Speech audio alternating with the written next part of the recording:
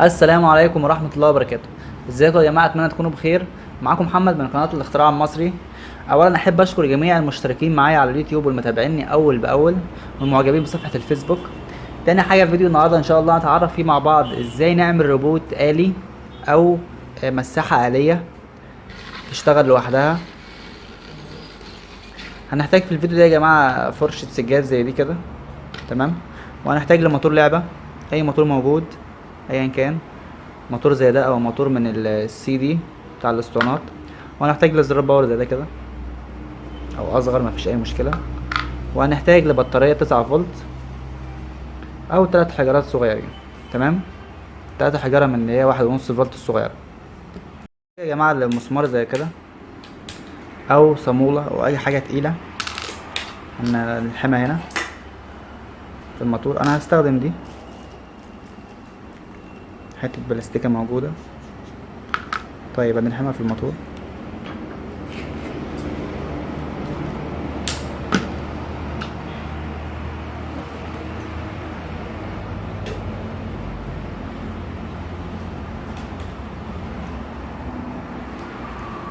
زي ما حضراتكم شايفين بكده يكون لحمناها في الموتور، تمام.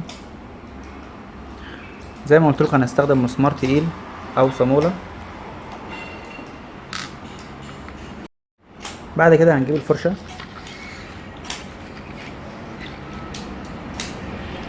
وهنلحن الموتور هنا كده بالمنظر اللي حضراتكم شايفينه ده هنا.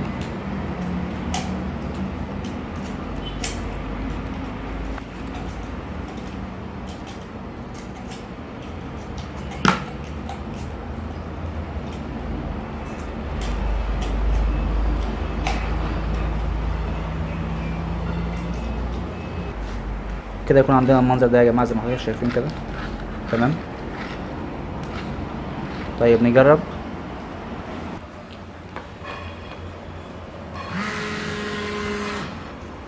تمام يا جماعه. هنجيب البطاريه 9 فولت وهنلحمها هنا كده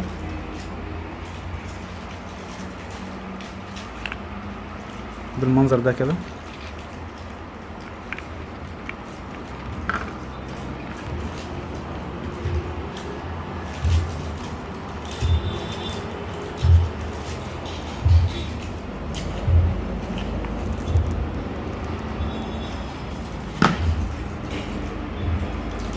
اتمنى الفيديو يكون واضح، وطبعا ما تنساش تشترك معايا لمتابعة كل ما هو جديد.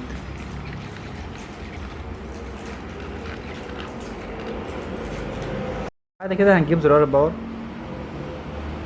ندخل في سلك البطارية من هنا كده،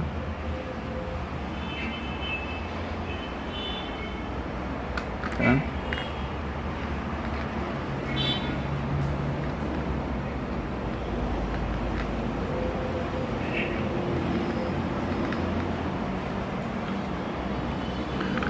والسلك من ده وسلك الموتور.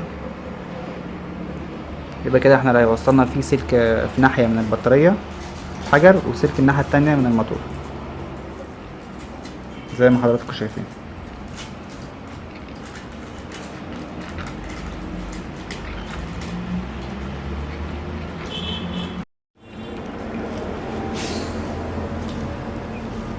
حط سيليكون هنا عشان ما يلمسوش في اي حاجة وما يلمسوش بعض، تمام. طيب بعد كده يا جماعة هنجيب زرار الباور وهنلحمه هنا كده بالمنظر اللي حضراتكم شايفينه ده. استخدم الشمع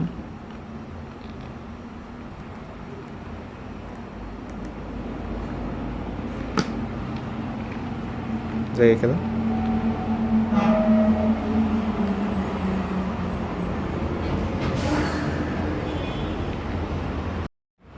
وبكده يا جماعة يبقى عندنا المنظر اللي حضراتكم شايفينه ده،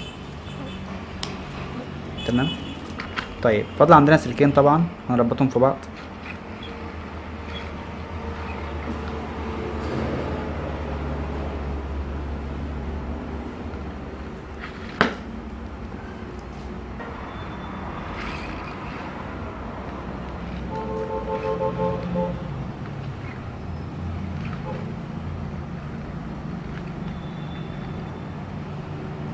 هنلف عليهم بلاستر.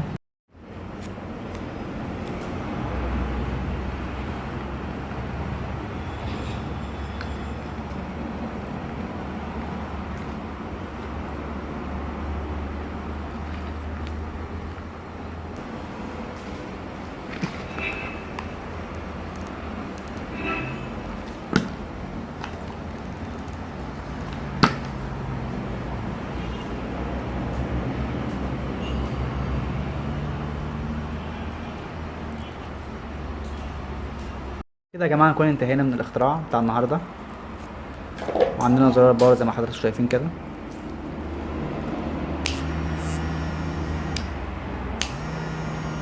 طيب نجرب. بسم الله الرحمن الرحيم. زي ما حضراتكم شايفين تقيله جدا طبعا.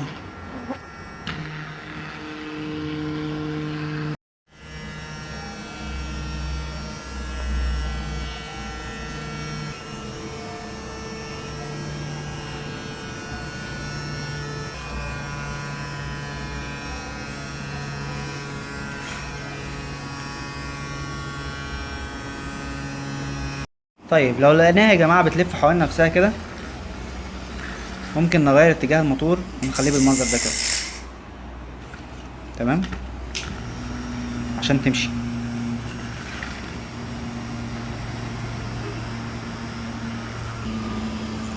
طبعا اتمنى الفيديو يكون واضح وانه يعجب الجميع. طبعا ما تنساش الاشتراك معايا ومتابعه كل ما هو جديد، والسلام عليكم ورحمه الله وبركاته.